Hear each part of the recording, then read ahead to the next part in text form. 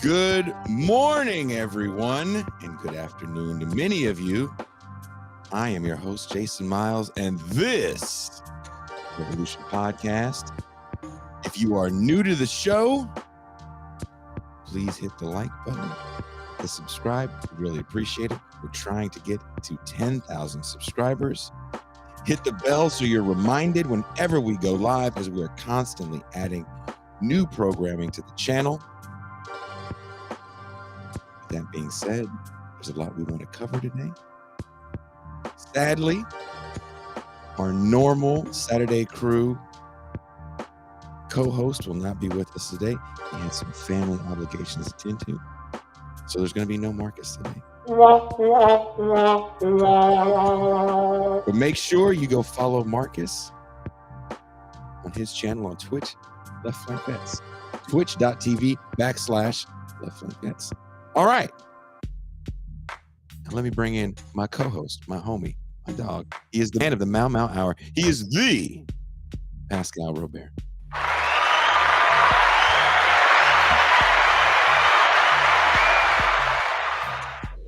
Peace and greetings to the chat. Peace and greetings to the audience. Peace and greetings, Jason Miles. What's up? What's up? What's going on, man? What's up? How are you? I say this morning because it is morning here. I slept in a little bit, sadly. How are you feeling? Feeling good. It's been morning till about 6 minutes ago. Okay, well, fair enough. And we do have someone we've been talking a lot about with us who has not been here. He has been back in his native homeland, the United Kingdom. So very, very special applause for the creator of the new opening, Mean Djene Bajalan. Greetings, everybody.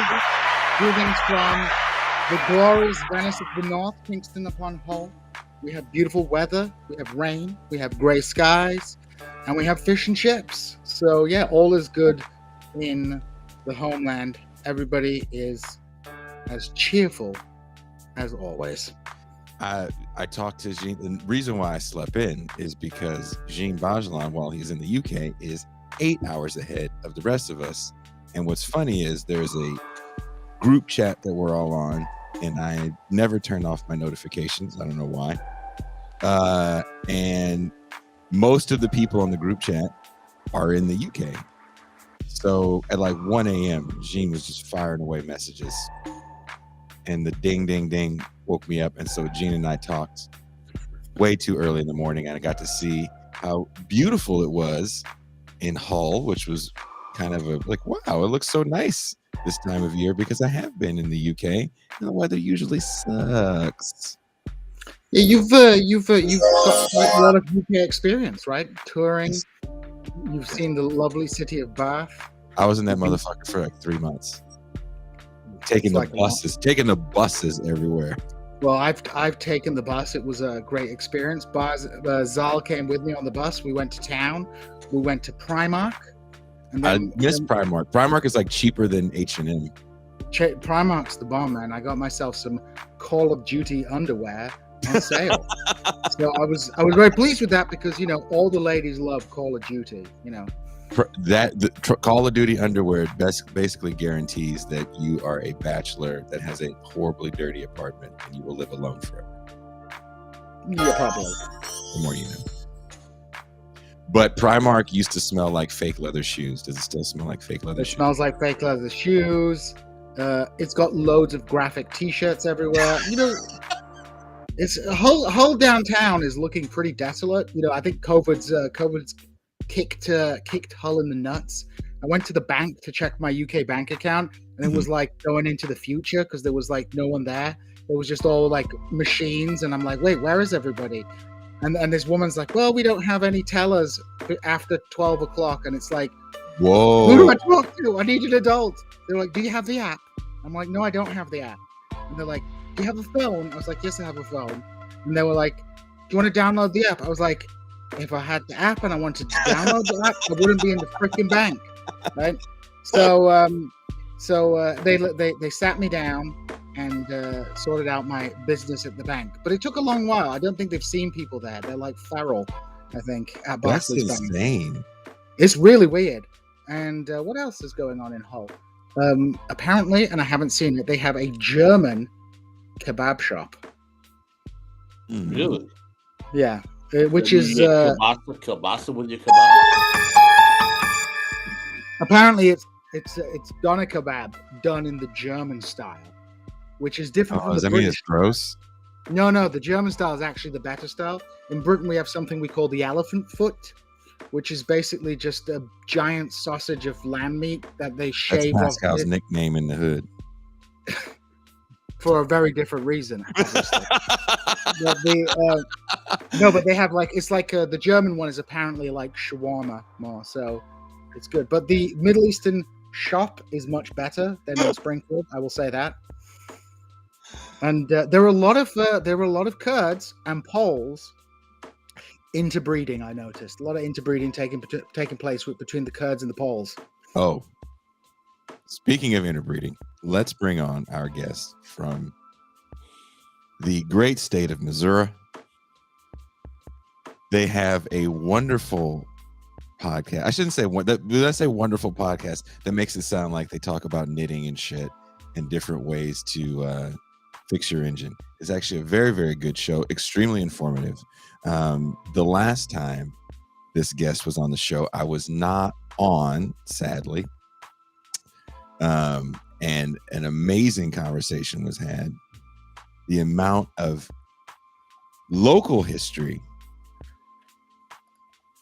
that these two have between them is fascinating.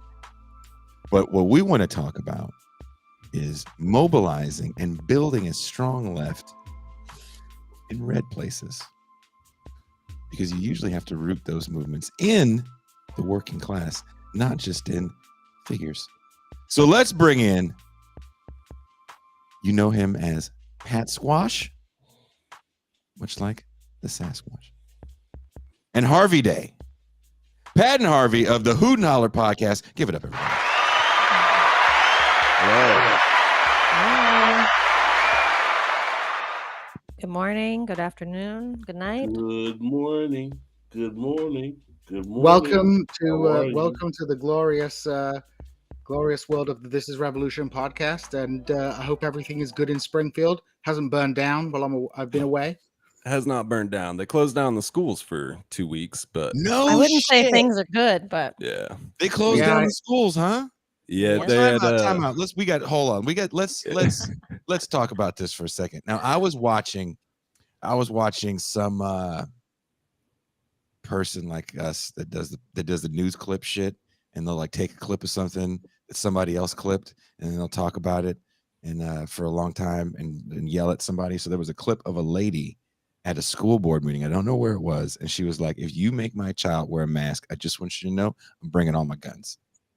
I'm bringing all my guns to the school." And then they go, the masked city council school board people were like, 3 minutes is up. Your 3 minutes is up, babe. You have to leave now. Your 3 minutes is up. And lady goes, okay. And she just left, and nobody tripped. This chick said, I'm gonna bring all my guns to the school over a mask. So you're saying school got shut down. So please, someone wrote guns and grits in the chat. That's fucked up, but it's funny. They don't go together. They do in Mike Huckabee's world. Before you answer that, do you put sugar on your grits? Depends on when I'm eating them. Oh, I like savory grits. I like savory. I like sweet. It's just, I'm not as rigid as some people on. Wait, this personally. is like the third time we've had this grits conversation. Where else have we had this grits? I don't know. People keep asking us how we take our grits. I don't understand the sugar on the grits, but you were I putting prefer sugar like a on my maple grits. syrup. You know what I'm saying? More than just Ooh, like fancy. sugar. Yeah. I have to put Just like grits. cheese Looking at and hot grits makes me sauce. think of prison food. It's like something I can Oh. imagine they feed you in a gulag or something. You haven't had good grits then. Yeah. Nobody put a fried egg on top for you, Gene? Grits and eggs? No grits and eggs, no shrimp grits, no Old Bay covered. Turn the grits red with Old Bay. I mean, I've had that's- grits at that's really I've had good. grits at George's. Oh, George's. We're gonna have to get you some good grits, Gene. I I'm got food actually looking- poisoning at George's, so Me too. Well, I got diarrhea, but it's Oh, why do you go to this place? Man, Don't eat that This grease. is what cheap. happens when you invite Hoot and Holler on a podcast. It immediately goes to diarrhea talk. but Well, my favorite restaurant. Everybody knows my favorite restaurant in Springfield is the Golden Corral. That's like the main place for me. Golden Corral will make you shit a 2x4. What is all this talk about defecation, man? That's what happens when you go to the all-you-can-eat buffets in Springfield. They've got what's the other one? The Mikados on Campbell. The one where they have all-you-can-eat sushi, which Yeah. We got a number definitely of can. Go ahead. can eat Americanized Chinese restaurants too. That's kind of like the staple. I think we have more Chinese buffets per person than any other town in the United States. citation needed. Pat and Harvey, as a touring musician, the all-you-can-eat Americanized Chinese buffet definitely kept me alive throughout regions like yours. So they do have some bad ones though. They have Asian King Buffet, which I went to one time and never again. Does every Asian person in there look extremely angry? Like they're working off a life debt? Honestly, I can't really tell. I think you just did a racism. Is that a racism? I'm just saying they all look very busy when they're in there. I don't know what other all-you-can-eat buffets do they have in Springfield? Ryan's? Is Ryan still around? Well, no, but the Chinese ones, there's that one that's by McGuay. Mm-hmm. There's Ichiban Buffet. Ichiban, yeah. There used to be like 9 or 10. I mean, most of them, if you go in at lunch, they've got a buffet spread. But there used to be like a bunch of the big. Jim Davis says there's a Jamaican place that sells meat pies now in Springfield. Where is that, Jim? That's fucking culture right there. But Jim seriously, I want to ask this question seriously to you guys. If the school got shut down for 2 weeks, is that a positive motion? Well, it's reactive, not proactive. What happened is last Friday, they logged, oh my God, it was 20+% of staff and just shy of 20% of students with positive cases. And the Attorney General sent a cease and desist letter to a bunch of school boards in December telling them that if they didn't get rid of their mask mandates, they were going to sue. So SPS got rid of their mask mandate. They were planning on it anyways. They used that letter as a convenient excuse to not have to take any shit over it, I guess. But so they held a basketball tournament with like 30,000 total attendance over 3 days and 11,000 peak attendance. Bronny James was there. Big deal. Like 1 in 600 people in there maybe wearing a mask, according to a source I talked to. And I mean, it was kind of advertised like, you got to come to this. You might see LeBron. Yeah. They broke record attendance for his son is really good. I can't front. His son is actually very good. I mean, it's like a legit high school basketball tournament for sure. It's probably the premier prep school tournament in the country. It's the most attended one for sure. So they had Sierra Canyon. They had people from St. Paul the 6th. They had a bunch of really top quality teams. I'm sure it would have been great. It would have been a lot of fun basketball to go, but they're packed shoulder to shoulder, nobody wearing masks for 3 days straight. Then the next week they had 20% cases throughout the school district, and now they're closed. And now they're going to virtual next week, but they were just straight up closed this week. Really? Wow. So there was so because of this, like you said, it was reactive instead of proactive. There was no pushback from the parents. There was no guns at the school board meeting. Well, Harvey's our school board expert. We haven't seen anything that explicit. No. They would they read a disclaimer at the top that you can't threaten them. There was this story kind of got buried, but was it last Monday? And it didn't have anything to do with the masks, but a former employee called up to the school and said that he was gonna come up there with guns. So he ended up getting arrested. That was last Monday. And he called from his house phone. I guess so. And whenever Eric Schmidt, the AG, the Missouri Attorney General, sent that letter, there were a number of protests of parents outside of the school. I mean, it was like 4 days left in the semester or something like that. They were protesting over the mask for 4 days. So they had a school board meeting Tuesday, though, and they passed on the opportunity to pass a mask mandate, and they've instead called a special meeting for the 28th. But Eric Schmidt filed 36 lawsuits against districts yesterday. So for mask. Wow. For mask. It's in Springfield.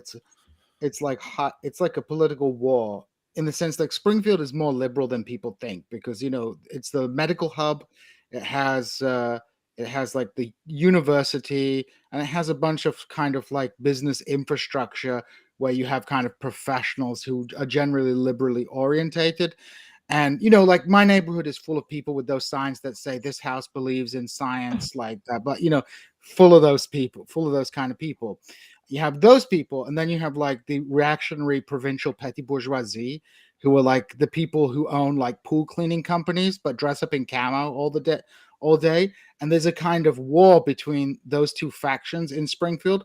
But the kind of bureaucratic elite of Springfield, which is either kind of on the download centrist Democrats or just like old school country club Republicans, they just don't want to provoke the state government into doing anything. So Missouri State University doesn't do anything until Mizzou puts its head out first. I will say Cliff Smart said there's a mask mandate at MSU this semester, at least starting out, and MU did not put in a mask mandate. So really? And you didn't put one in. So I'm very surprised that they did that, because they've been extremely conservative about doing those kind of things, because it's a political nightmare for them, because all these institutions are already getting massive pushback. There's the whole CRT jihad taking place in Springfield. So like people are having their syllabi pulled up, and they have to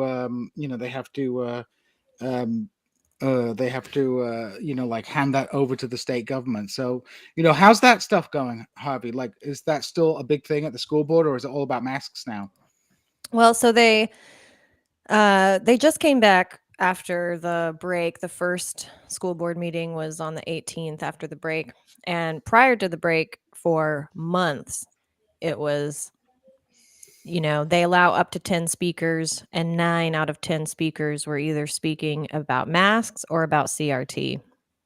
And at the latest meeting, there were only 4 speakers, and they were all in support of the school board, which was unusual. But I feel like the local cranks got a little bit distracted because they got what they wanted. The mask mandate got taken out. And so now that they're considering putting it back in, they're getting fired up about that. But our local cranks have been distracted by the flag issue lately. So. What's the flag issue? The city of Springfield just changed our official flag. The flag that we've been using since like the 30s is the red, white, blue bars of the state of Missouri with 4 stars at the corner, and it just says in black Springfield, Missouri in the middle of it. Okay. And now we've got, like 2015, there was that Roman Mars TED Talk or whatever about vexillology.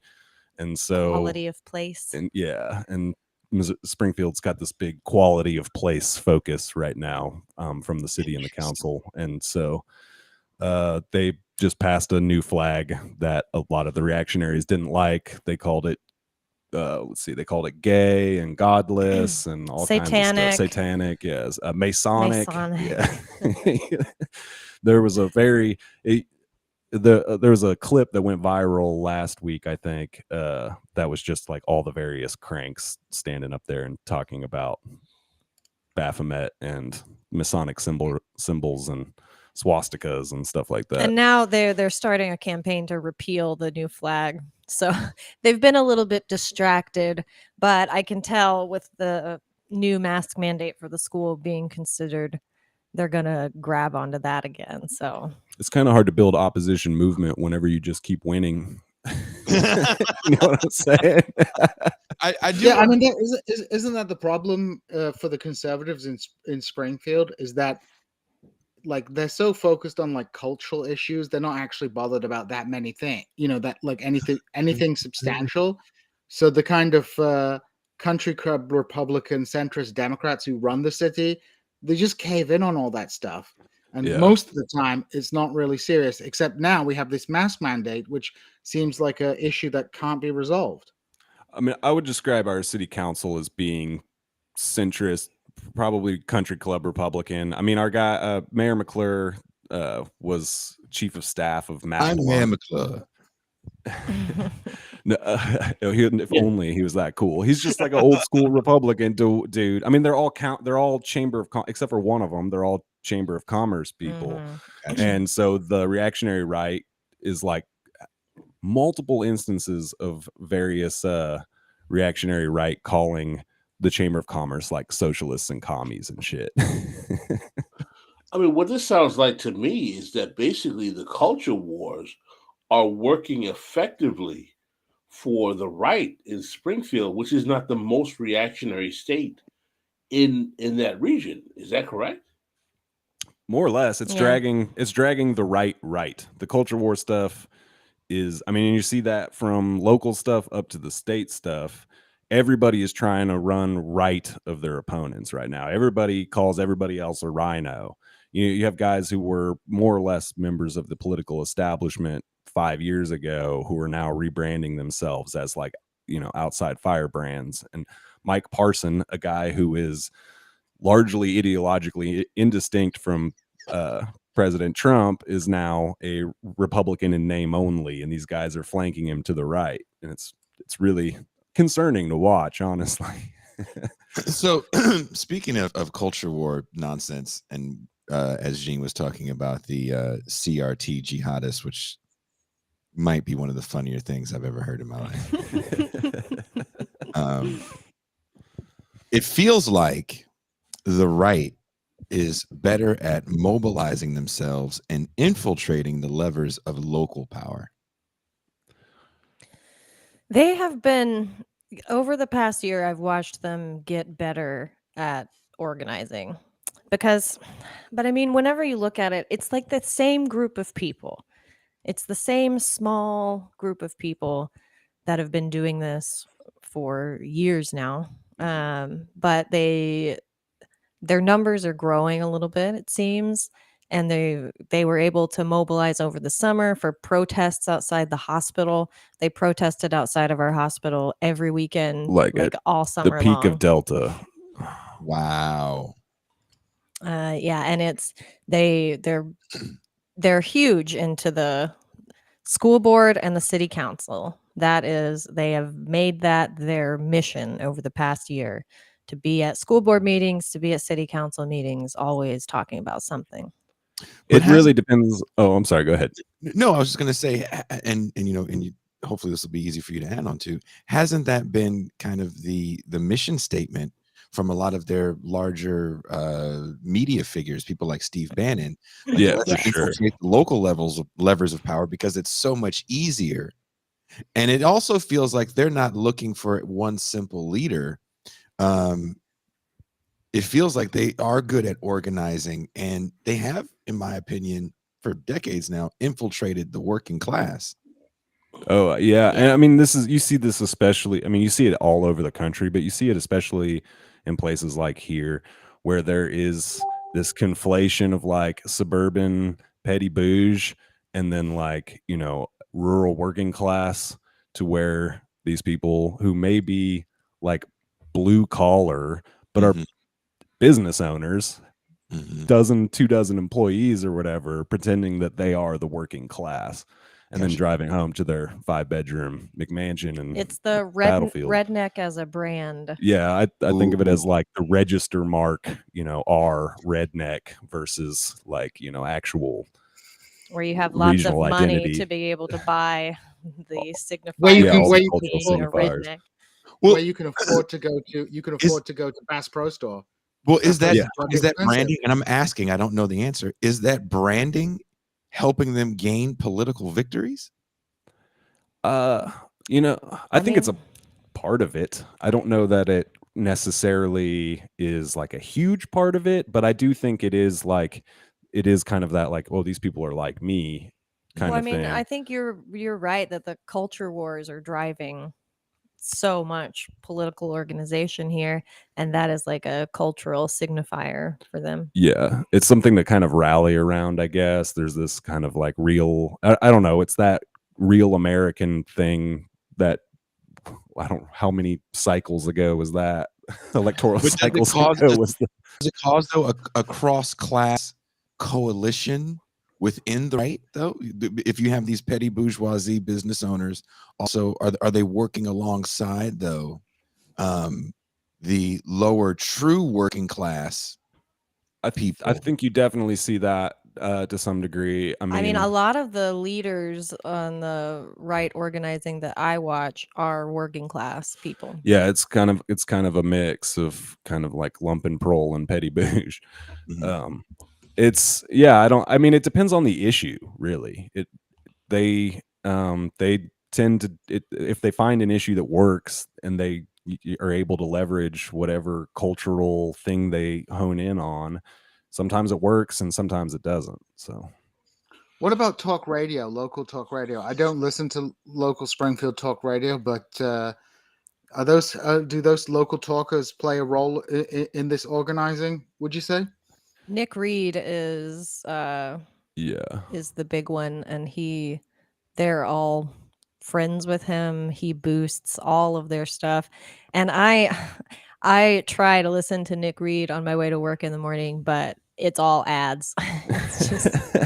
Yeah, it's just him reading copy for local businesses. so there's a few, I mean there's two main like talk radio stations and they just go on for ever, but I mean I don't know, they don't seem to they hit the culture stuff, but none of them seem to really focus on like the local movement stuff. I've been trying to keep an eye on Nick Reed, like Harvey mentioned, he's kind of the most popular out of all of them, and he has like a weekly breakfast get together for his fans and stuff like that. Is And it the Nick Reed Scrambler? yeah, the Nick Reed Scrambler breakfast. See, guys, I'm telling you, the Denny's separate checks tour is where it's at. That's what we got to do. We got to fucking defeat the Nick Reeds of the world by going to Denny's.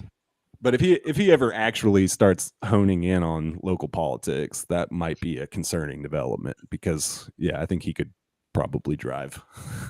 Well, I want to ask a question. I mean, one of the things I'd like to know is that how much of this politics is rooted in a kind of sense of reactionary racial politics or discourse as well?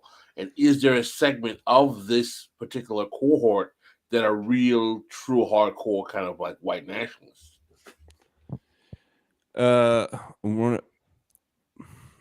It's not explicit. Like out of the people that we're talking about that are kind of like at the center of all of that, I don't think I've ever caught any of them saying anything explicit. But I mean, it's And I like, mean, I think a large part of that is how like racially homogenized this area is, right? right. I mean, that's something we talked about last time I was on, is that we're talking about a city that is like 94% white. You know what I mean? Like sometimes that racial tension doesn't flare to the surface simply because the homogeneity of the community. So I mean, you definitely, this stuff is, most of their stuff is like just warmed over Bircherism. I mean, like, so I don't know. I would explicitly call them white nationalists. I don't think I see that at the surface in this politic, in the local election stuff. We definitely have, there's a well-known Klan group just 60 miles from here. There's one of the, I don't know. We have plenty of that problem in the area. It's just not integral to the like pressures on the school board and city council stuff. Would you say they're more motivated by radical Christianity rather than race? Oh, 100%. Yeah. Oh yeah. And some pretty radical interpretations of Christianity. But I mean, we are seeing the racism jump out with the CRT stuff for sure. For sure. That's what I was going to ask next. What's the best line you've heard so far? Well, shit. This guy that we've been covering since the very first episode of the podcast, Brian Seitz. He's the state rep from Branson. and he went viral just earlier this week. Like Rex Chapman tweeted about him or something, and a Grammy winner Richard Marx called him a fuck stick. Excuse my language. Richard Marx from the 80s with the Yeah. mullet. Yeah. Okay. So he's got like he doesn't call it an anti-CRT bill in the House, but it's in that vein. It's about, you know, the lesson plans and stuff like that, and he's been crowing about CRT since before it took off. Like he was into this stuff from the minute he stepped into the Capitol his freshman year, like February or January last year. Before they were talking about it on Tucker every night and all that stuff. You know, like he was ahead of the curve on this. And he was in some committee meeting, and he said something about how he's not racist because he likes black-eyed peas and cornbread or some shit. All white people like that shit in the South. I know. I mean, he's from fucking Michigan. Like most of these guys are not from the Ozarks. I should point out, most of these people, like ourselves, are from somewhere else originally. So, Springfield's kind of a hot place to move to, especially for retirees, because your money goes far. Yeah, and the reactionary politics, the baseline reactionary politics, are a draw.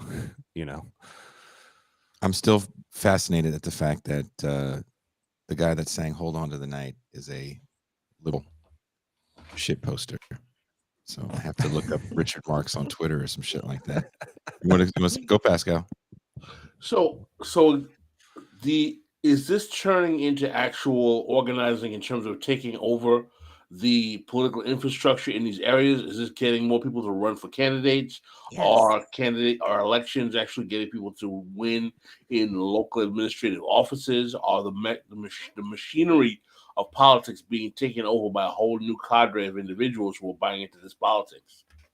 So on our last election in April, where we had school board seats and council seats up, they tried and they ran kind of as a coalition, but they weren't explicit. They tried like a tactic of just kind of going down the middle. And the coalition, they did run as anti-maskers, but they didn't push it too hard. They were trying to do like a populist thing without ever finding their message. And they got one council seat and one school board seat. And like we were talking about, after that, they hit it hard that we need to be organizing around school board and city council. And that's, you know, top down, Steve Bannon on down is where they're getting this from. But they have 3 school board candidates that they're running for our school board election in April. And the incumbent president is stepping down largely because of the fray of the last year or whatever. And I mean, they are meeting weekly, twice weekly.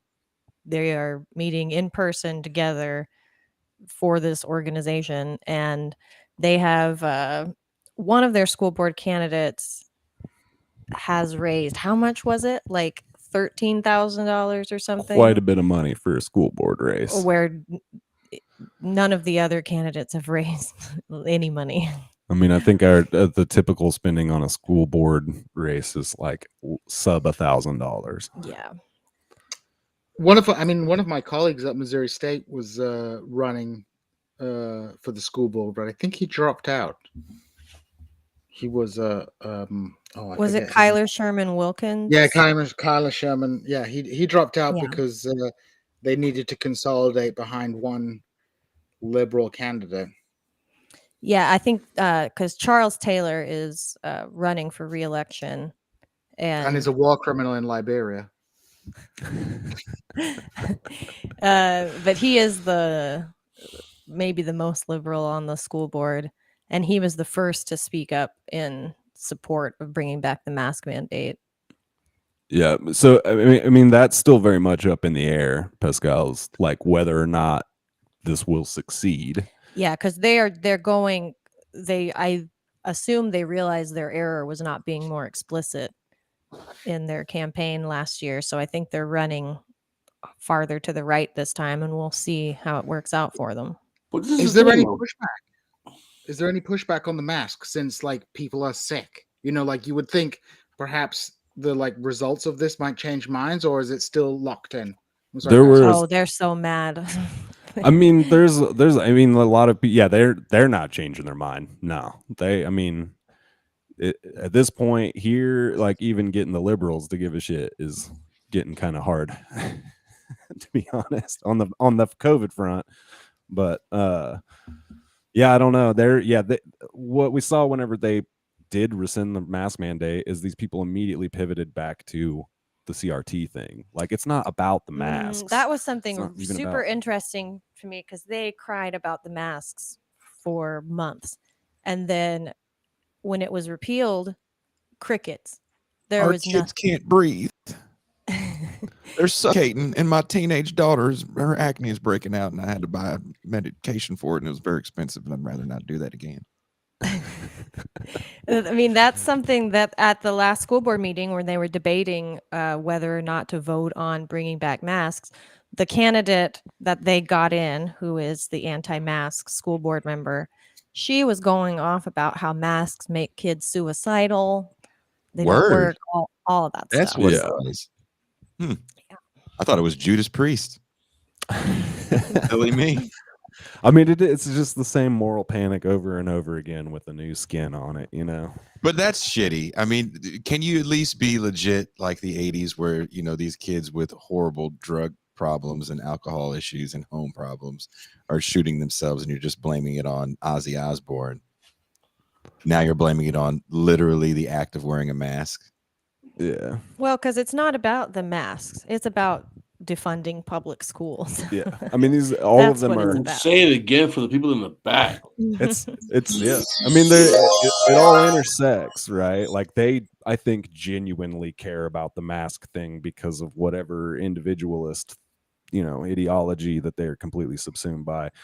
I think that they are also genuinely knee-jerk reacting to the critical race theory stuff, but also, yeah, the goal is they just don't believe in public education. These are all people who support vouchers. These are all people who would rather send their kids to parochial school and rather not pay for it. So Because there's no God in public schools. Right. Yeah. Which, as someone who went to Branson High School, I would greatly push back against the idea that there's no God in public schools. But the amount of times I was subjected to prayer and to guys riding motorcycles in the gymnasium to talk about Christ and stuff. Like, well, it's interesting that we just kind of stumbled on this hardly because I'll be honest with you, I'm not seeing very many people make the connection between the anti-CRT school debate and discourse and public school defunding and school choice. That's I don't know, you just kind of slipped there and said that, but this is like kind of ringing all kinds of bells for me because I'm like, how come no one else is talking about the correlation between these things? Yeah, no, that's what 100% what it's about. It's about funneling money from public schools into their private charter schools. And there's also bringing it back to the radical Christianity. There's a huge, huge homeschooling movement. And Josh Hawley wants to pay parents to homeschool their kids. He wants to spend that money to pay parents for homeschooling, for biblical homeschooling, of course. yeah. Yeah, super chat here. Oh, you got I it, Pascal? would Okay. like to address. Can someone Can explain you what see it the on the right, screen? yeah? Can someone explain what the right materially delivers to their working class base in the U.S.? They just cut child tax credits, still get their votes.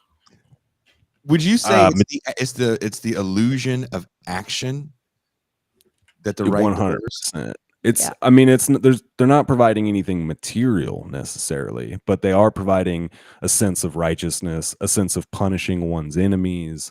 You know, like there's lots of other things that you can activate in people in order to get them to act politically that aren't just their material interests, unfortunately, because certainly we would like the local working class to think about their relationship to capital first, but instead, like, you know, they're getting activated over racial grievance. They're getting activated over, you know, punishing Dems. I mean, they've heard this, you know, the lib stuff for years and years and years now, and they're tired of them. They're ready to punish all the libs. So it's people offering to. It's one of the things that you're seeing play out right now, like at the state level, is they're doing redistricting. So the establishment is trying to is passed a map that's like 6-2, right? 6 Republican seats, 2 Republican seats, saving Emmanuel Cleaver's seat. Their idea is that if they draw Emmanuel Cleaver's seat out into a bunch of rural districts, you know, the growing Kansas City population will eventually flip multiple districts, you know, the demographics is destiny kind of thing or whatever. But the people who are trying to flank to the right, who want Cleaver drawn out, they want that immediate gratification of taking away a Democrat's seat, of punishing Emmanuel Cleaver, of punishing Kansas City. I mean, if you hear even Springfield people, but especially rural people, rural conservatives in the state, they will gladly cut free St. Louis and Kansas City in a heartbeat. I mean, those places, I haven't been to KC since 2016. About the same with St. Louis. It didn't look all that wonderful when I was there. If I remember correctly, it was kind of one of these cities that it was trying to have a bit of a resurgence with kind of trying to rebuild the downtown area, but there was a lot of abandoned buildings. Yeah. I mean, Kansas City, I love both Kansas City and St. Louis, like, deeply, especially Kansas City, because I'm kind of I like a gritty town personally. It is a gritty town. I like old brick and gunshots, I guess. But I mean, both of those towns are towns with troubled racist pasts, you know, like, and St. Louis is even explicitly more along a like the racial capitalism line, because like the reaction against a multiracial strike in the late 1870s, the railroad strike, led to white backlash from the bourgeois class that closed down the city, basically. I mean, that was kind of, St. Louis was on its, you know, track to be the next Paris, the Paris of the Midwest or whatever, and then it's essentially been in decline since the 1880s because of racist people with capital making sure that the people below them stay in their place or whatever. But they still have the Negro baseball. That's museum in Kansas City, 18 to Fine. And if you've never been, I suggest, I can highly recommend that museum. It rules. It's very cool. I mean, there's definitely things I love besides food. Fucking some of the best barbecue in the nation is in KC. I said it. So shout out to LC's barbecue. They had one other thing that Pascal usually talks about, and I kind of want to ask you about as well. Is, you know, we talked a little bit about the way that, you know, the right wing, what, you know, there's Christianity as an axis of culture war politics mobilized by the right. There's racial grievance, or at least the simmering racial grievance, which is perhaps in Springfield is perhaps less important than the religious aspect, I think, because they're always bringing a black guy to come and tell everybody about like Jesus as well. Yeah, Calvin Morrow has been behind a lot of this, a local black pastor, local evangelical Pentecostal black pastor who's been against, helped turn over the sexual orientation and gender identity protections in 2015, has been behind a lot of the CRT stuff. And Back on Track America, which is a local group. What about gender what about gender politics and this issue? I mean, Josh Hawley is a big one for the boys need to be boys, and girls need to be girls kind of thing. What is your sense of the underlying sort of crisis in masculinity politics and how that plays into this reactionary mobilization in Springfield and more broadly in the Midwest? You want to take the misogyny Josh part, and I'll Hawley's take the homophobe brony? part. Are you saying Josh Hawley's not a fan of bronies? Josh Hawley, I've heard some rumors about things that Josh Hawley gets up to behind the scenes, but they're just rumors. Oh. He's got very clean hands, very soft hands. Yeah, I mean, I don't know, like with this flag thing, there's an undercurrent of it's a gay flag. I'm not totally What's gay sure. about it? Well, I don't really. Well, it's light blue, so they think it's like weak.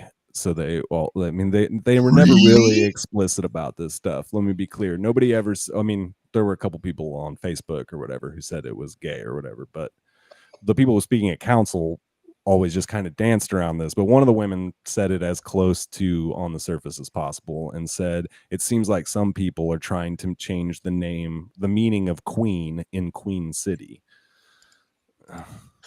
Take that as you will.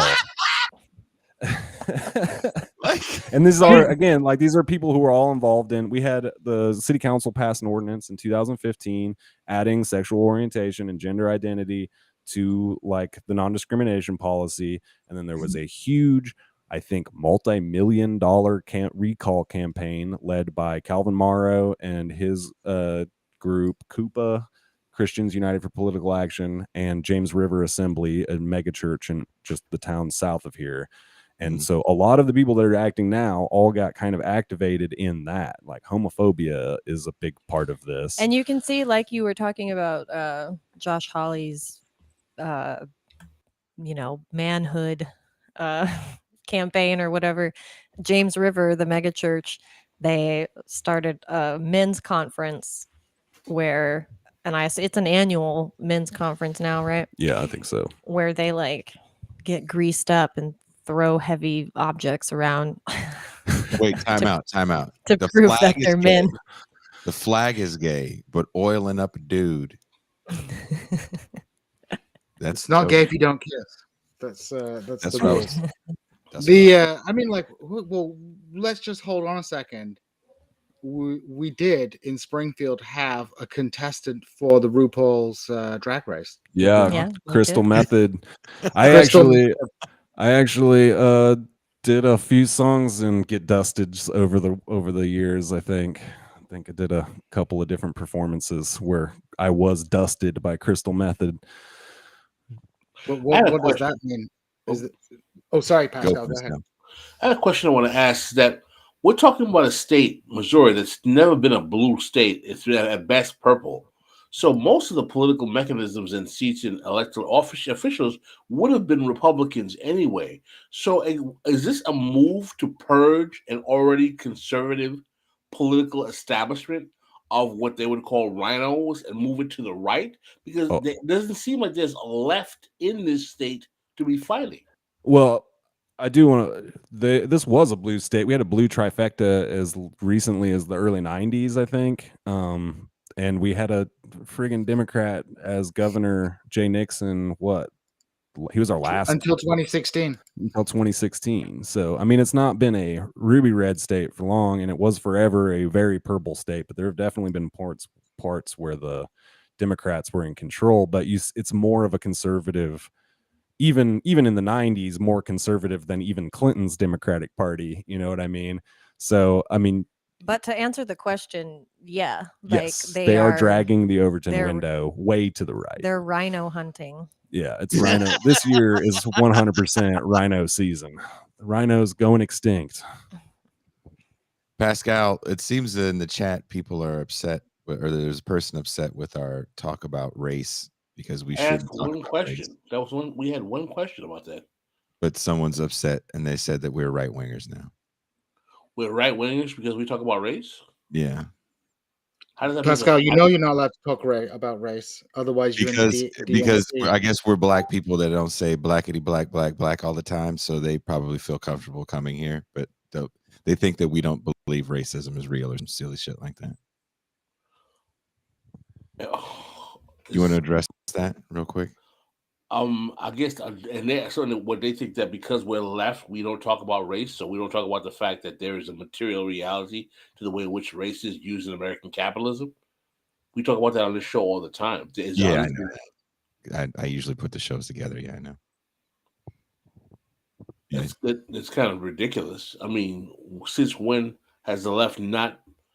He said no. I said you're here. I'll put it on. Say you're shifting right. I didn't call you right wingers. What does that mean? You're an idiot.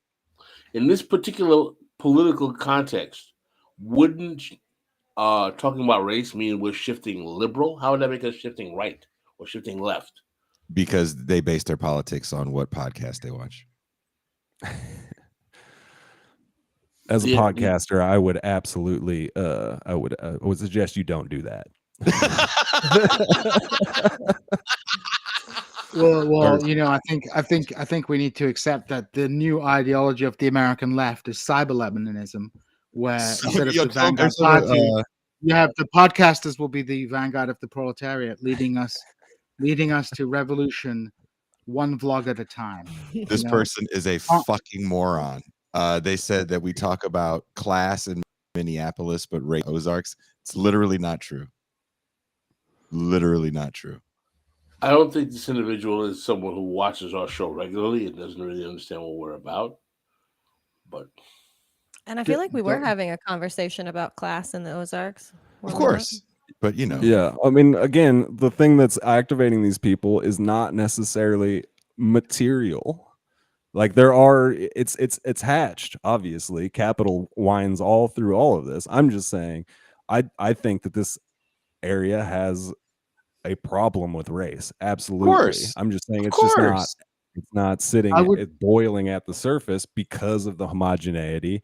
And I'm saying that these people are not activated by their material, that they're not thinking of their material conditions first. They're thinking of other things first. And I would also say, like, there are elements on the left who don't understand this. I was in a meeting with a group of lefties, kind of like contrarian lefties, who were talking about the Trump supporters and the Trump working class and all this kind of stuff. And they're all people who live in New York City. I'm like, my friends, you don't live in these regions. A lot of people can't tell the difference between this petty bourgeois cadre that dominates political life in provincial United States and the actual working class. American politics, in my opinion, and I would like to get everybody's opinion on this, the Democratic Party and the Republican Party are two class coalitions. At the head of the Democratic Party class coalition, you have elements of the large bourgeoisie, the national bourgeoisie and corporate elite, state cadres, the professional managerial sense in the very elite sense of that word, the people who literally run the state, elements of the security apparatus, and those kind of things. And the Republican Party is made up of the provincial bourgeoisie, rogue, almost criminal-like elements of the big bourgeoisie, renegades, junior officer type people, and other kinds of sort of rogue, a minority of professionals. So these two political parties are dominated by different factions of the bourgeoisie, and they split up the support of the working class. And that means in the Black community, they mobilized via the Black political class. And in rural United States, you have a similar phenomena, except you have a kind of like petty bourgeois, camo wearing political class that governs through the churches, not too dissimilar from what you would see in an urban area. So I think we have to when we look at the political parties in this country, we need to understand that they are two bourgeois political parties representing different factions of the bourgeoisie, and that subordinate the issues of the working class to their broader political agendas. I mean, I don't know if people would see it that way, but that tends to be how I see it. Well, I think there's no question that both parties are flanks of the bourgeoisie, But I would categorize it that the liberals or the left flank of capital is more attached to finance capital, the NGO world, the university administrations, and pharmaceutical companies and things of that nature, where the right is more attached to oil, energy, natural gas, and manufacturing. So it's a different type of capital that is motivated by the right, as opposed to the left flank of capital, the liberal flank of capital. But the thing is, though, I do agree that both of them are interested in avoiding implementing materialist politics. But because the Democratic Party is the coalition of all that are not basically rooted in a racial reactionary nature, and because they have had the facade of being a party based on material interests of the working class, it's more important for them to act as a buffer against white reaction by using racial diversity discourse to mask their lack of desire for material policy. The right does the same way, but because they are the party of racial reaction, they use culture as a means to obfuscate from the fact that they're not interested in material policy. What would your takes be, Pat and Harvey, when you think about the class politics of American political parties? I mean, I largely agree with both of you. What I see from here, from flyover country, is even on the local level, no one who represents me, not, obviously white guy, whatever, but I mean, nobody who represents my class interests, even at the local level. I definitely don't see it at the state and certainly not the national level in either party, despite the rhetoric from both parties.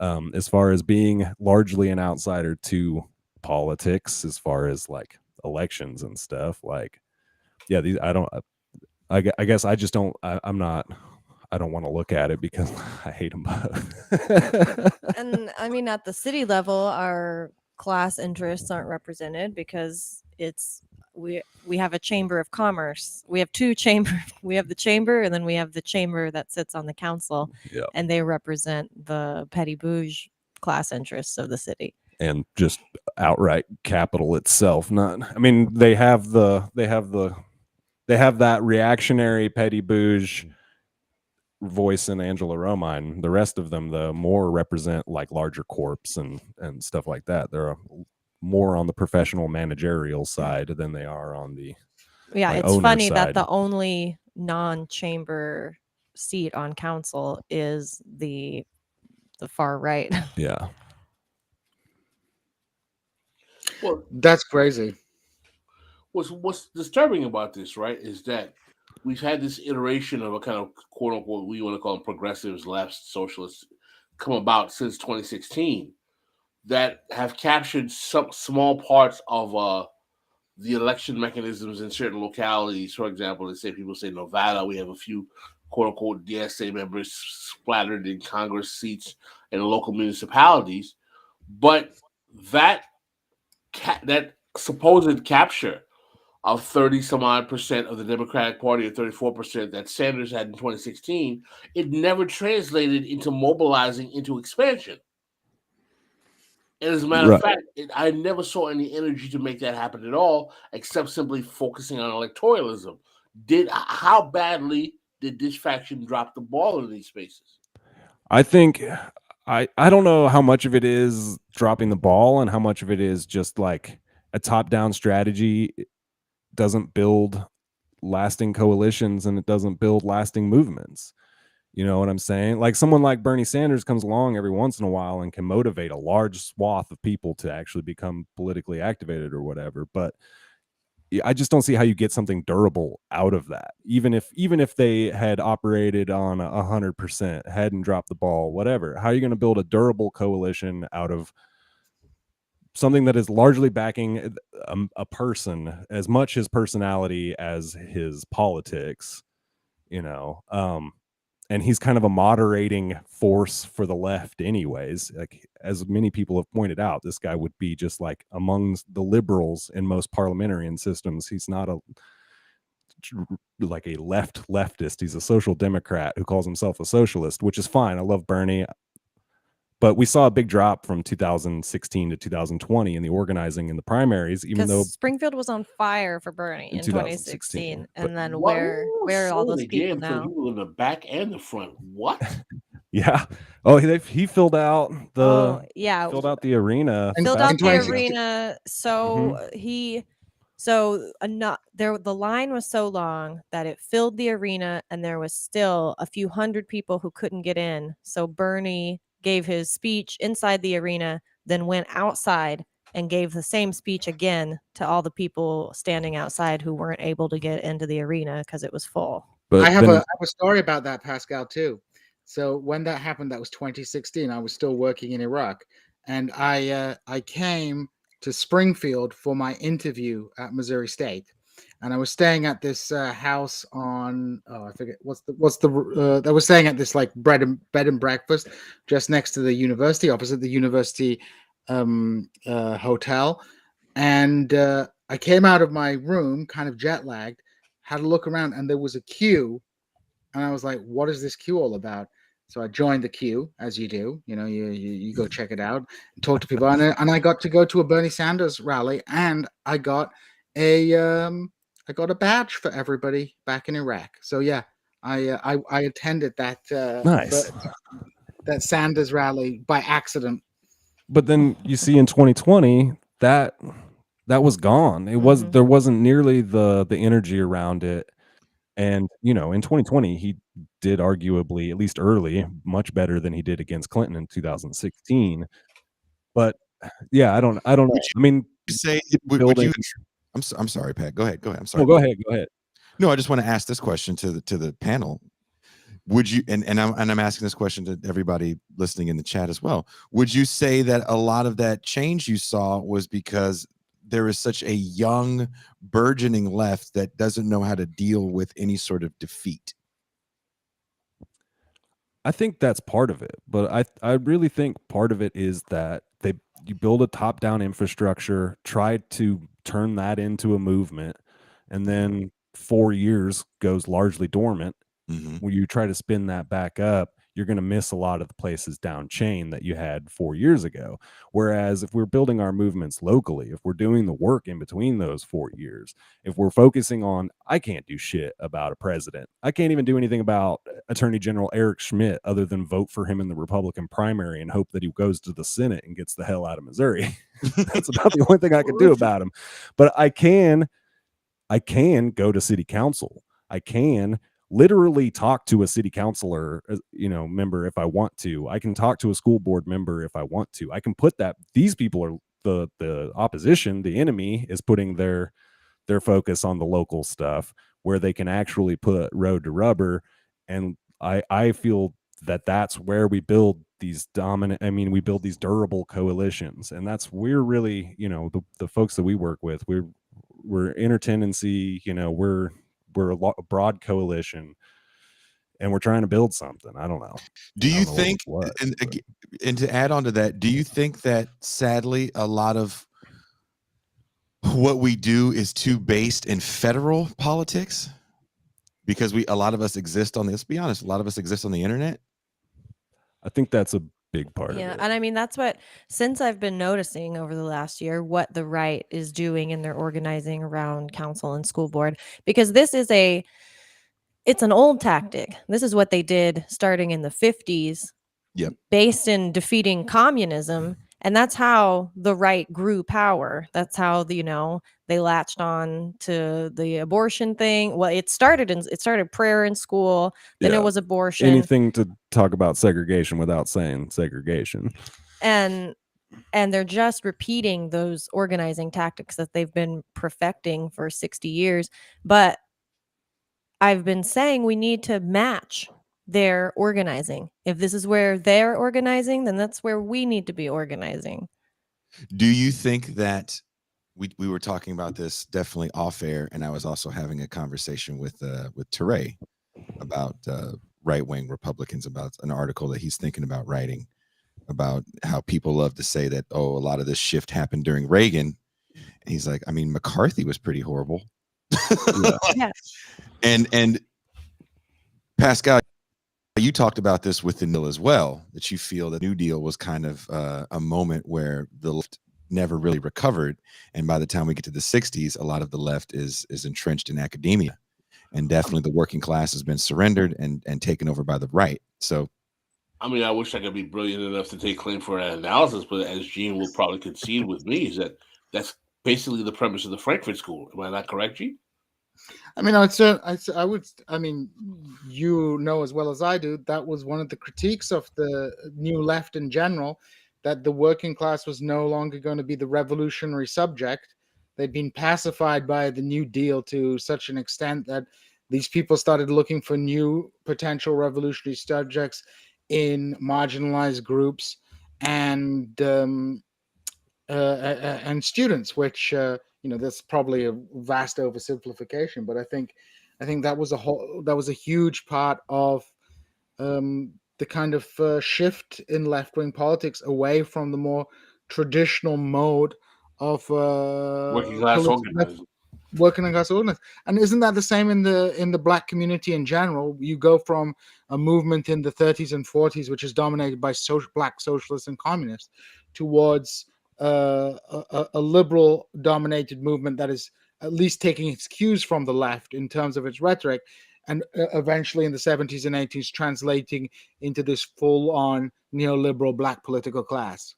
Well, I would make the argument that the fact that was the case with the black politics is that, similar to the white left, you did have a working class based organizing in the 30s going into the 40s, coming out of black socialists, communists, and leftists.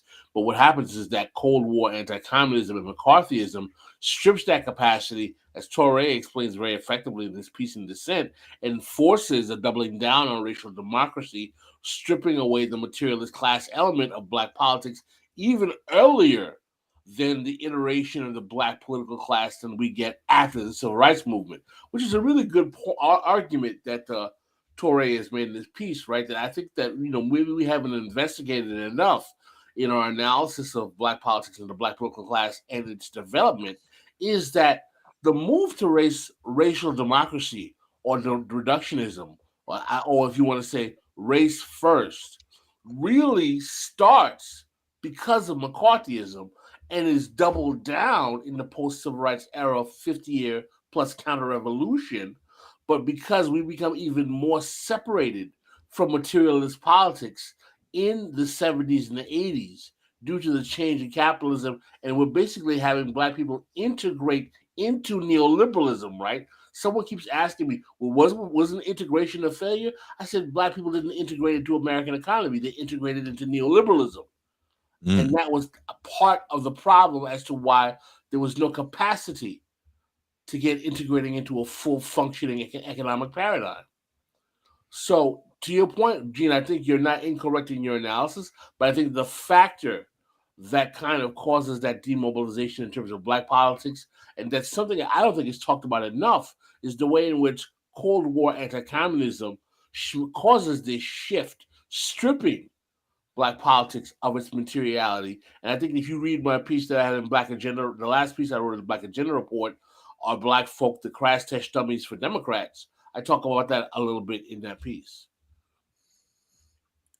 To return to the question of local politics, I think that's and I want to ask you specifically about what's going on in Springfield and how you guys are organizing. But I think, and this speaks to something that Jason talks about a lot, is, the online left is very useful to a certain degree. Like we can complain about it all the time, but on the other hand, it has to a certain degree, at least for a growing group of people in the United States, even though it's a small minority, provided a mechanism through which the idea that maybe capitalism isn't the best system can be normalized to people, and it's not seen as like something beyond the intellectual pale.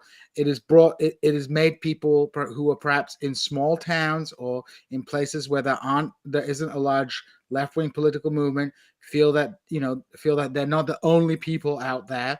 So there are certain and it's created a venue where people can very easily get political education or learn about things, depending on how the quality of the show. But there are opportunities where you can find things out, learn things, or at very least get an idea of what kind of left-wing literature you might be interested in reading.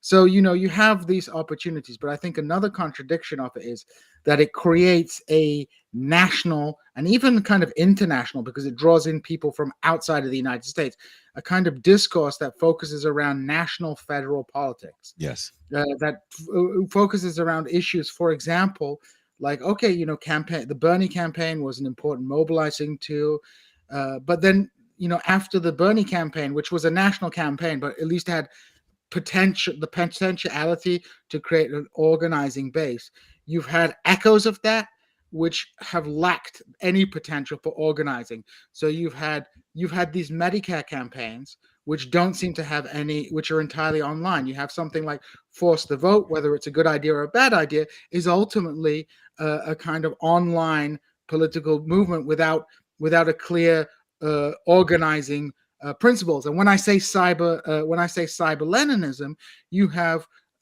podcast hosts posturing as political leaders. And one thing I think we make clear on this show is that the last thing you need to be doing is taking your political cues from us, because we're not affiliated, we're not leaders or elected within any political movement. So the problem with this national sphere is people look to this new cadre of online entertainers to find leadership and focus their political energy towards a national politics, which they actually have very little ability to affect. Even with the huge mobilization behind Bernie Sanders, he freaking got crushed once the political elite. However, I think at the local level, and we see this in a place like Cooperation Jackson, we see this in the steps being made by Suwama Kashan in Seattle, or some of the area. some of the DSAs. It's not perfect. It's not it's not winning, but that seems to be a far more effective vehicle through which to engage in politics and perhaps get small short-term gains for people who can so they can actually see that these people are not bullshitting and they will actually bring something. Because I think something you told me, Jason, is when Bernie Sanders is making all these like big pledges, Black people are like, well, is he really going to do it? Or they just don't believe that this is a kind of program that can be done. So to turn to our guests, how do we do this stuff on a local level? Because you guys are engaged locally. What is the role of electoral politics? And what is the role of other things such as mutual aid? And what is mutual aid and how can it help in organizing? What does mutual aid look like for you guys? Because that's a word or term that I hear thrown around a lot as a proxy. But what does mutual aid really look like? Yeah, so like we, after Biden got elected, we said fuck all this and decided to turn to the local level, and we started with mutual aid. And for us, what it looked like was so we are members of the SRA, the Socialist Rifle Association, and there are other leftist orgs in Springfield. There's a DSA chapter, there's a PSL chapter, and there's Food Not Bombs, anarchists. And we all, members of those four groups, got together, and because we all wanted to do mutual aid. And so we formed a coalition to just start doing it, to just start helping people, because that's the only thing that's going to pull us forward. It's been demonstrated over and over again that, what they're doing at a national level, even at a state level sometimes, is theater. They're just doing kayfabe, and it doesn't matter. They're not going to ever help us because that's not in their interest. So we have to help each other. And mutual aid is a mutually beneficial system of taking care of people. Mm-hmm. And Jason, you may dig this, like the thing that really, I think the thing that we leverage to get to this point where we have multi-tendency, coalition of MLs, democratic socialists, anarchists, and then SRA is a very big tent. But we kind of leveraged the local music scene. Almost all of the original people that we got a hold of in each of the orgs were just people we knew from basement shows and from the punk scene, and that's just we're kind of in a way building it out of that. And I mean, we've been one of our organizers said this, and I just love it. Now I say it all the time, is that we've been building the ship as we sail it. We've just been figuring it out as we go along, because what our mutual aid group, Southwest Missouri Solidarity Network, started as someone said, hey, there's people, they are asking for blankets. They're cold. And they asked if I knew where I could get any blankets. So we said, let's start there. And we organized a blanket drive. And it grew from that. And from there, we've never missed a Monday in 15 months now. Mm-hmm. We've never missed a Monday distributing goods to our unhoused population here. We've done a number of break light clinics. That's the good thing I appreciate about punk and hardcore music. I don't know if you saw, I did a video essay recently on punk and the cultures of deconstruction and authenticity that kind of run through that genre to neutralize anything good that it did. I read your I was a teenage anarchist. It's based off that. Basically, I condensed it to 1,000 words to do a video essay, and part 2 was going to really probably piss people off, but and not just, and we've also used, I think another reason we've been successful is using the art community for fundraising, because one of the most we have shows, we've done raffles of people's art, but our most successful fundraiser is we did a Twitch telethon last March, where it was like 9 or 10 hours long. Yeah, had a bunch of bands submit stuff, and our friends Kevin and Matt, who I think are tuned in right now, are absolute maniacs and managed to keep everybody entertained and throwing dollars at it for like 10 hours straight or whatever. And it was just fun, and we raised almost $5,000 that night. Wow. And I mean, mutual aid, like this is a band-aid on a bullet wound, right? Like we'll never through this explicitly, we'll never solve the problems of capitalism, even on a micro scale locally. But what we can do is build movements, is build trust, is build commonality and communion between disparate groups of people, finding the common ground, finding. I want to interject here, because you guys really kind of tipped me into an interesting idea with that particular point. I understand the mutual aid necessity when the state is not providing services to the masses. Maybe comrades should do some type of services to indulge in encouraging that kind of cooperation. Not only doing mutual aid, but what about mutual fellowship, mutual socializing, mutual organizing around events that are not necessarily not fun? We've talked about this before: barbecues, picnics, beach parties. Mm-hmm. Yeah, we try to party together as much as we can. I mean, finding the joy outside of the work. Finding the joy, not just with each other, but like with other people. For sure. Well, and that's what our Monday distributions have turned into, that, because these people that we met to serve, they've become our friends, like our true friends, and we look forward to seeing them on Mondays. And it's the actual distribution part of distro takes about 5 minutes to pass out all the stuff, but then our organizers are out there for 2 or 3 hours just talking, sharing a meal, sharing conversations, sussing out the problems in the community. Flesh that out, Jason. When I talk about infiltrating, every space of the right, and trying to launch this sports show as well, we have a gaming show on this channel as well. It really gets into like, why can't we be the Little League coaches and the Pop Warner football coaches and really try to infiltrate all these spaces? Why are we afraid to go into churches? This has been not so much with you, Pat and Harvey, but we've had other people on this show where we're like, well, why don't you try to go into black churches? And it's been so much of a point that it's a joke in the chat now.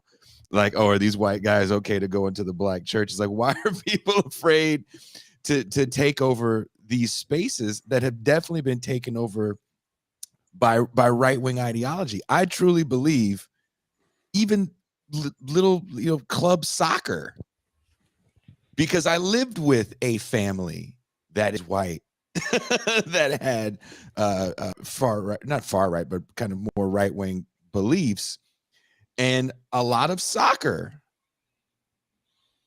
had all this ideology in it. So even from like a young child, you're getting indoctrinated into thinking this ideology is the way. For sure. And there is no counter. And it's we were an organizing tactic we were thinking about trying out, but then coronavirus got in the way, winter came on, and so it just kind of got pushed to the side. But we were talking about having block parties, like at least once a month, bringing the block party back. For the people in the Yes. Going to every neighborhood and having block parties. Music, food, hang out. Of course, do some political education where you can. Try to find some new comrades and stuff, but make the community aspect the primary part of it, because Mutual fellowship. What do you guys like about what you think that's a good name? Does it sound too I like mutual fellowship. Yeah, I'm into doing and mutual especially fellowship. because fellowship is a big buzzword in Around our churches, evangelical community And here. that is, and so taking back the power of that word, I think. and I mean, people are so alienated in American society anyways, but especially in the Ozarks, like the compact with the state is nearly non-existent now, right? And so like this one communal force that is really left is the church. And personally, I won't be finding myself organizing in any churches soon. I have a lot of Christian comrades, but I'm not personally one. But I do think that is absolutely either in a dual power inside outside kind of thing, not only starting to be in those churches, but also, I mean, part of the thing with us doing distribution to the unhoused is because there's nobody not affiliated with a church doing it. That's something we hear all the time from those people that we serve is, I'm so glad that you aren't a church. This is the only place I can go that's not a church. And I love to hear that. But I mean, something that we've talked about a lot on our show is that Christians who go to church, they have this community. They have, when someone dies, they have somebody who'll bring a lasagna to their house. When someone's sick in the house, they have somebody who can bring the chicken soup over. They have somebody who can watch their kids for free. That's all mutual aid. And a lot of people, a lot of millennials, a lot of people on the left, there's not a whole lot of churchgoers. And so we're missing that aspect of community. Pascal, I know you want to say something. I'm getting my own kind of high on that mutual fellowship. Well, a lot of times we get asked this question, and I don't know if you guys get hit with it, and your show is a little different because you are so entrenched locally in your politics, which I am an extreme fan of, right? But people say, well, what do we do? What do we do? Tell us what to do. And I think this conversation is kind of, this is what you do.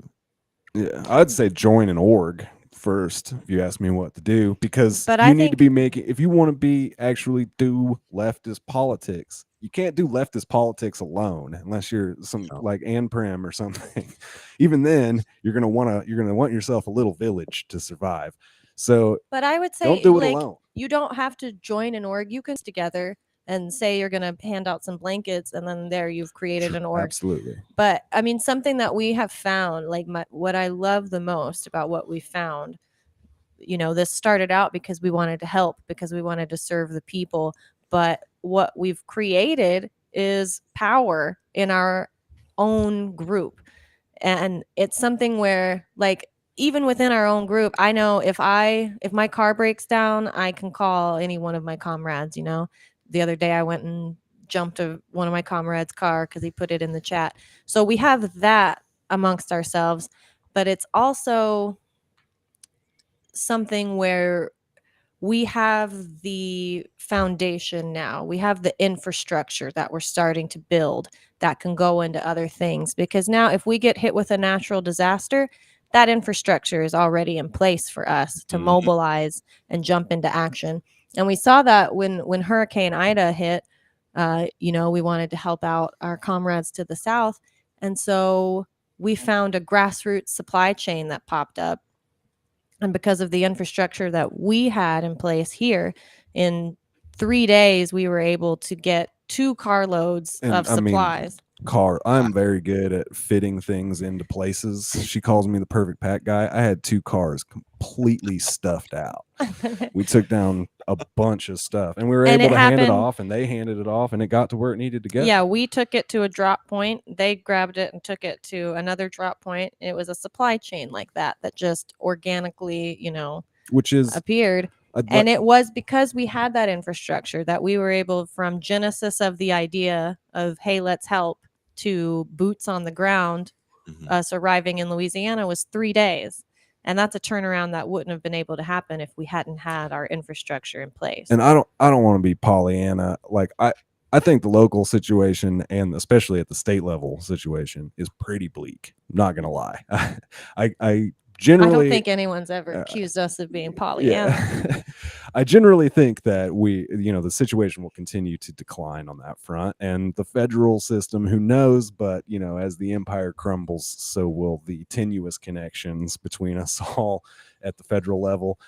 But what we're, in the event that things get worse and worse and worse, we're not going to be starting from scratch, looking around, wondering who we can trust, who we can go to. We are here. We're working with folks. We're meeting new folks every day. We're bringing folks into the coalition, to the network, and it's allowing us to think of a less terrifying future. Even if for those of us less inclined to have revolutionary optimism, like myself, can think of a future in which this area is still livable, in which it's still survivable, as someone, as a bi person, or as a leftist in the Ozarks. Like, I want to address a question our good friend Shirley, fan of the show, said, where is the evidence that organizing with the white working class is possible? I got a simple question for that. You don't have family members that work in unions with white people? My mom was a member of 1199 in New York City. One of her closest friends was a white former fireman who was a nurse. Black folk organize with the white working class all the time in their own unions. So if you can do it in your own union, where you're a laborer, whether you're a member of the teachers union, whether it's the SEIU, whether it's a construction union, and you're basically arguing out your political interests with people who are not of your ethnic or racial makeup, why can't we translate that into normative politics? I feel like people are kind of siloed, and they don't really. Not too many people are going to live in a situation like I live, where I don't have an infrastructure here of friends and family. And the other day, I've come to know a gentleman that owns a burger place because he's a metal guy. And I sold him an amp because I can't really play loud here, right? And he's so entrenched in the community that when people walk up to his burger stand, he can look at him and be like, "Oh, you're getting the blah blah blah with the side of fries and the dipping sauce." And this older white guy came up, and first thing he does is he goes, "Hey, this is Jason. He's new here." And this white guy goes, "Oh, you're new here. I've been here for about 4 years. Do you have a network?" And I was like, I don't think so. And he's telling me about how recently his wife got very ill from eating some fish. And because of his network, he was able to call a doctor to come to his house, fix his wife up, and come back and check on her the next day. He's like, and it cost me like $150.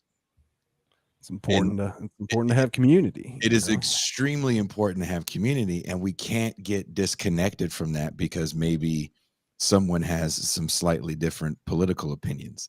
Again, I can't stress it enough. There's a difference between people that are politically, activated. Maybe you're not going to be friends with Cowboy neighbor or your 3% neighbor or your Klan member neighbor. That's very, very different than someone that may have similar class politics than you, that maybe you think that they're a little too Archie Bunkerish. Right. And I mean, how do you know, the class politic is a especially with those people is a great way to break down those silos. And when those silos break down, when those walls break down, that racial grievance tends to follow with it. You see in areas that are much more desegregated, you tend to see a lot more harmony, a lot more people working together, versus areas where there are like demarcation lines, like in some place like Kansas City, where something like 70-80% of the black population lives east of Troost. And I think it's important to remember that most of the working class here, they don't vote at all. Yeah, They don't think we're talking about elections. politics at all. We're talking about 80 million elections in a town with 165,000 people that like 8,000 people vote in. Good stuff. I think we made some really good headway in this conversation, guys. Yeah, I love talking to you. I love this show. It's great. I was excited to be here today. I didn't get a chance to say it because again, I wasn't there. I was actually watching live while you guys were broadcasting. But you guys are more than welcome whenever you want to come on. I love these kinds of conversations. Someone joked in the chat, Jason, give us the notes. You lived with that white family. They were not in the South. They were actually in the Bay Area. They're still alive. And I still have mail there, as they've let me know that I have to come back and see them.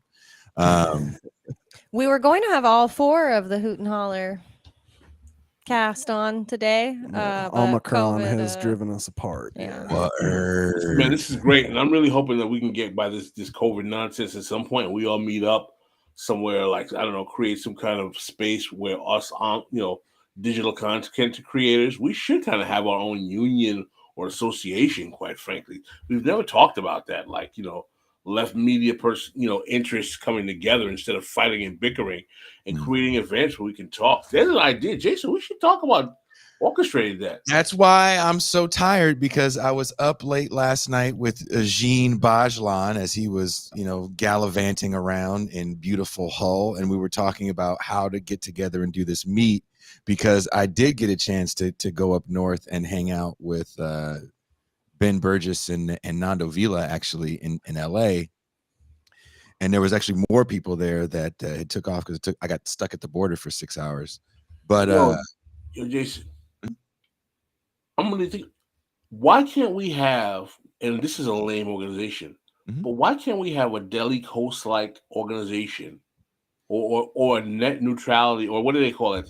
What's the convention that the bloggers used to go to with every year? But they still have it. I can't think of the name of it. Yeah, but do that for podcasters, YouTube streamers, like just an organization, right, of left content creators that we have. Like, we meet online, or we eventually go to meet space. We have conventions, so on and so let's have a forth. con. I mean, we were talking about doing. I'll be totally honest, since we're Net about roots to wrap for up. actually just content online. No, we were talking about doing it in Atlanta, because that's for you and Djene and Ben and a few of the East Coast guys, and even people like Griscom. It's a little easier to get to. I think It's cheaper in the Bay too. Yeah. Well, I'm in Mexico right now. I'm hella south. I mean, I would love it for it to be here, because it would be mad cheap, but getting y'all cats down here would be a bitch. But we were talking about doing something in Atlanta. I actually know of a venue that would be kind of a dope venue to have it in. It's a really cool art space that I played out there when I was on that last tour in 2019. Atlanta's kind of an interesting city to do something like that in, and then talk about doing it in Atlanta, and then doing one in Chicago, and then doing one in LA. So that definitely is the plan, and we can have this conversation a little deeper online, Pat and Harvey, if you guys are serious about doing this in the summer, because we do definitely want to let I love that. Yeah. Calm the fuck down. But I did. I wanted to before we get too far away from it. We're far away from it, but somebody way back down the chat said Father Coughlin, and I don't know if they're still on the chat, but I just wanted to say that I did see that. That's really my big thing with evangelical right-wing radio, going all the back to the 20s, anti-communism. So I saw the Father Coughlin, and I just wanted to shout that out. Still checking it out. But yeah, Pascal, I know Atlanta's. How close are you to Atlanta today? By car, it's about maybe 11 hours, but by flight, it's less than 2. Yeah, it's nothing by plane. It's gonna happen. I'd love to do it in the summer, when Omicron kind of calms down a little bit. I know the summer in the South sucks. I've definitely been there. I'm from the Bay, so I don't understand anything that's not perfect weather. But I'm willing to deal with humidity, because I think this would be a huge thing for us if we were able to put it together. So let's actually start brainstorming and figuring out how we can do it and make it happen. We need that fellowship. That's right. Mutual fellowship.